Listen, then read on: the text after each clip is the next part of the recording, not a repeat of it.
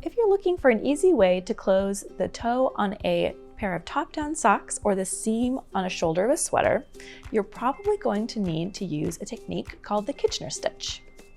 The Kitchener stitch connects two pieces of stockinette fabrics together in an invisible horizontal seam. Hi, I'm Hannah from knitting.com, and today we're going to learn how to do the Kitchener stitch. Also called grafting, the Kitchener stitch is a great way to create the most invisible kind of seam in knitting. You'll be weaving yarn through two sets of live stitches, this means they're still on the needles, to create a new knit stitch that connects the two pieces of fabric. The hardest part of this technique is memorizing the steps, but you don't have to.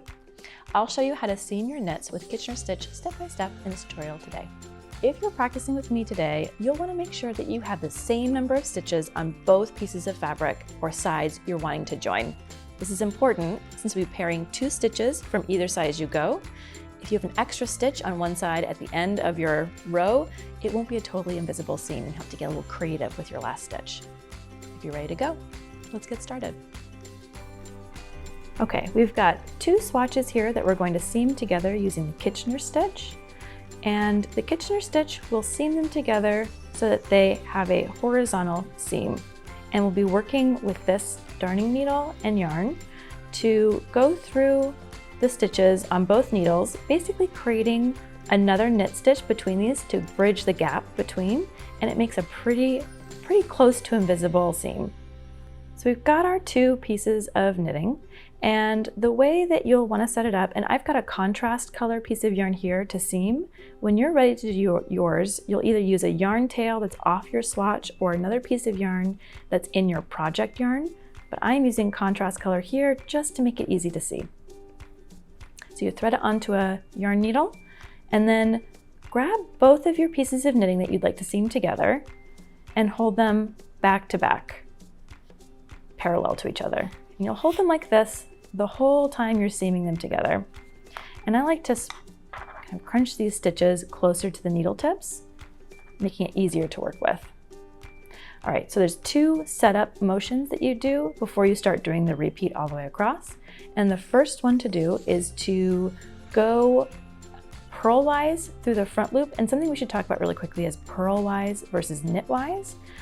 Purlwise is when you're coming down through a stitch as if to purl, and knitwise is when you're coming up through a stitch as if to knit. So I'll be using those words a lot in this tutorial, and we'll put a little reminder on the screen for you.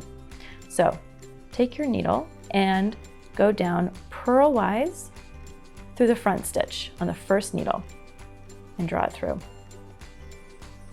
And when you're doing this, you'll want to leave 3 times or so the length, or not even 1.5 times the length of your project piece that you're seaming in yarn, just so you have an extra to work with, because it always takes a little bit more to seam than the length of the seam itself. So we've gone down purlwise. Now we're going to go up through the back stitch knitwise. So coming up and through and pulling it through. And I like to make sure that that is pulled not super tightly, like where it disappears and pulls that stitch back, but so it just lays about as fluffy as the stitch that's on the knitting needles. The next step, and this is when the repeat starts, is you're going to go knitwise back through the front stitch and then pull the yarn all the way through. So pull through, and now you're going to slip that stitch off the needle. So you've just bound off one stitch. Then you'll go through the second stitch on that front needle. You'll go down through it purlwise. So knitwise, purlwise, then back to the stitch on the back. You go down to that one purlwise, slip that one off since you've gone through it twice now, and then up through the second stitch on that needle, knitwise. So the way that I like to memorize it, because it's a little bit of kind of a few steps to remember, is you're going through each stitch twice, and you'll go knitwise, purlwise, purlwise, knitwise, knitwise, purlwise, Purlwise, Knitwise. So you're kind of splitting, so each needle gets both of those versions just at different times.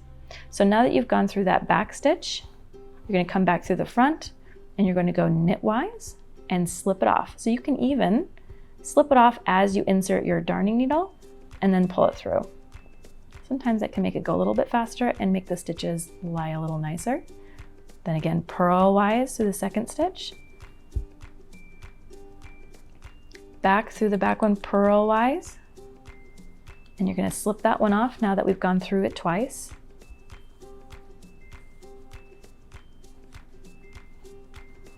And then knitwise through the back one before coming back to the front again. And being careful to try and keep your tension the same across is a good idea. So trying to keep it even, but also this is a pretty fiddly technique. So we're going purlwise through that second stitch. And because it is a little bit tricky to knit or to seam this way, something that I find is going back through at the end and evening the stitches out by wiggling my darning needle through is more helpful than maybe trying to get the tension as perfect as possible all the way across every time. So again, we're back to the front again. So we're going knitwise and we're going to slip it off. Oop, don't lose that one in the back. And then purlwise for the second one. So you can see how you can do two motions at once. And then purlwise. And the front needle, it's a little bit easier. Purlwise and then slip it off. And then knitwise, keep it on. And you'll work this way all the way across, and then I'll show you how to tighten up your stitches at the very end or loosen them, depending upon how loosely or tightly you've sewn this bind off. All right, now that we've gotten to the last stitch on both knitting needles, you can see I've gone through them both once. We're gonna go through them one more time, just like we normally would. So we're going to go knitwise back through this stitch and just drop it off. And instead of working the second stitch in that row, you're just going to go purlwise through the back stitch and drop that off. Ta-da! And you worked all the way across. And you can see now that we've worked all the way across that there is a little bit of a loose stitch here and some tight stitches over here, and you can easily go through, sort of tug your yarn tail a little bit tighter, and because I'm using contrast yarn, it makes it a little bit easier to see, but you can wiggle any extra yarn down the row by gently tugging it across. So in this case, because it's a little bit of a loose stitch that I created, I'm going to go ahead and tug on that a little bit and even it out.